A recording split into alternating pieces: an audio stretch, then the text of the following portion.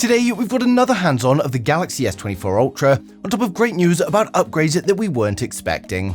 Now let me know in the comments who out there is waiting for the Galaxy S24 series, and don't forget to subscribe to stay up to date with the latest tech. So first up, before we get into the new reveal, we've got a tweet from Ahmed Quaidar on Twitter, and he tells us that the Galaxy S24 Ultra is going to come with a peak brightness of 2600 nits, which is incredible. It's a big step up from the predecessor's 1750, and it's even brighter than the new iPhone's at 2000 nits, so it's going to make the S24 Ultra a lot more usable in sunlight. We also have another tweet from Revegnus, who confirms that the camera lenses of the S24 Ultra, and again, they're better than we expected.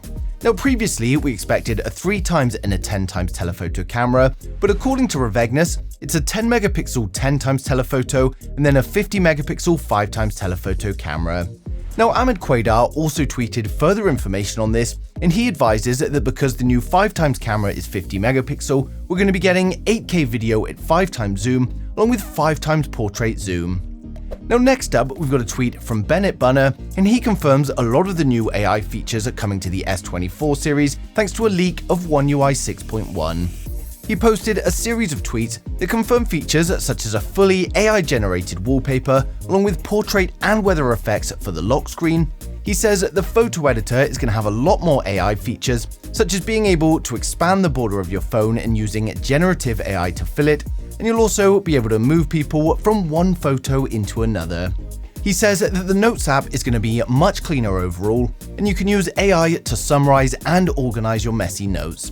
And then we've also got more features like Live Call Translate, as well as a voice isolation feature to block out background noise when recording or when you're on the phone. Now next up, we've got another benchmark appear for the S24 Ultra, and it shows a single core score of 2117, and then a multi-core score of 6720, which are higher than the previous benchmarks that we've had, and it's also another variant with 12 gigs of RAM. Now there still seems to be a lot of confusion as to whether or not we're going to see a variant with 16 gigs of RAM, but so far all the benchmarks have been with 12 gigabytes of RAM, and they usually seem to be the highest variant. Now previously we had these hands-on photos of the S24 Ultra that we've already covered, and now we've got even more, but this time it's being compared side by side with the S23 Ultra. Now we get a few photos from different angles, and you can see it still looks very similar, but there are still some changes. On the bottom, we can see that the speaker has changed and it's a more sleek pill shape, and then we've also got a flatter S Pen on the end, and although this looks better in the photo, I imagine it might make it a little bit more awkward to actually eject the S Pen from the housing. On the side, we can see the same button layout as before, although with the S24 Ultra, the buttons look larger and flatter. Then on the top, you can see we've also got some minor changes. Now the photos give us a good look at the new titanium frame, and this should give it a much better feel in the hand, and also does look much better. And we also seem to have the same grainy pattern to the material on the titanium, but it's a lot less pronounced than it is on the S23. So it's great to see that Samsung is adding better hardware to the S24 Ultra on top of the new software and design, and I'm personally happy to see the big jump in the peak brightness of the display. Now for those of you excited, we're going to run through the full specs, design and the price of each S24 model to help you guys decide which one is right for you. For my regular viewers, you guys have seen this, so just skip to the next video, but if you're new here, then hit subscribe now and we'll get right into it. Now, the standard Galaxy S24 is coming with a 6.1-inch 120Hz dynamic AMOLED display. We get a resolution of 2340 by 1080, and it's going to be using Samsung's new M13 OLED panels protected by Gorilla Glass Victus 2. We get a 12 megapixel punch-hole camera for the selfies, then on the rear it's a 50 megapixel primary camera, a 12 megapixel ultra-wide and a 10 megapixel telephoto, and of course it's going to be powered by the Snapdragon 8 Gen 3 in South Korea and USA, while European users are going to be getting the Exynos 2400. We get 12 gigabytes of RAM and a choice of 256 or 512 gig storage, and this is going to be a UFS 4.1. It comes with a 3900 mAh battery, and while fast charging is still unknown, we're hoping to see an upgrade to something like 40 watts, but we do know that we're getting 5G, Bluetooth 5.3 and Wi-Fi 7.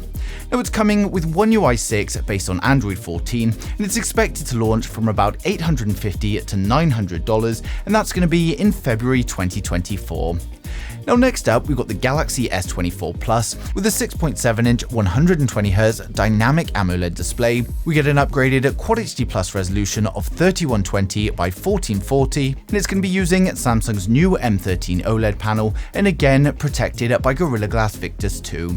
We get a 12 megapixel punch hole camera for the selfies, then on the rear again it's a 50 megapixel primary, a 12 megapixel ultra wide and a 10 megapixel telephoto. It's going to be powered up by the Snapdragon 8 Gen 3 in South Korea and USA, and again Europe users are going to get the Exynos 2400, and again we get 12 gigabytes of RAM and then the choice of 256 or 512 storage, which will be UFS 4.1. It comes with a 4700 mAh battery, and while fast charging again is unknown, we're hoping to see an upgrade to something like 40 watts, and again we get 5G, Bluetooth 5.3 and Wi-Fi 7. It's coming with One UI 6 based on Android 14, and it's expected to launch from about $1,050. Now finally, we've got the most premium, the Galaxy S24 Ultra, and with the S24 Ultra we've got a 6.8-inch 120Hz dynamic AMOLED display. It's got a resolution of 3088 by 1440, and again it's using Samsung's new M13 OLED panel, protected by Gorilla Glass Victus 2. We get a 12 megapixel punch hole camera for the selfies, then on the rear it's a 200 megapixel primary camera, a 12 megapixel ultra wide, we get a 50 megapixel 3x telephoto, as well as a 10 megapixel telephoto with 10x optical zoom. Despite previous rumors, it's going to be powered up by the Snapdragon 8 Gen 3 in all regions, and it's only the S24 and the S24 Plus that are still going to be using the Exynos. And with the S24 Ultra, we get 16 gigabytes of RAM with up to 1 terabyte of storage, and of course, it's UFS 4.1. It comes with a 5000 mAh battery, and while fast charging is still unknown, when it comes to the Ultra, we're hoping for an upgrade of something closer to 60 watts, and we're also going to get 5G, Bluetooth 5.3 and Wi-Fi 7. Now it's coming with One UI 6 based on Android 14, and it's expected to launch from $1,250.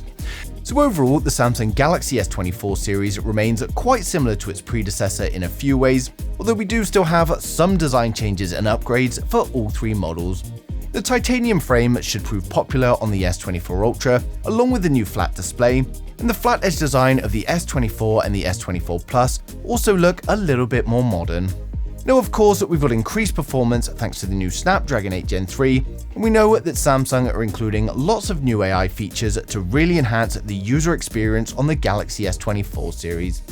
Now given it's still quite similar to the S23 lineup, I can't see anyone with an S23 rushing for an upgrade, but for anyone with an older S phone or looking to get their first S phone, then it's going to be a great choice. Now as we approach launch, more and more information is going to be coming in, and of course I'm going to be sharing it as soon as it does, so make sure you subscribe so you don't miss a thing in the future.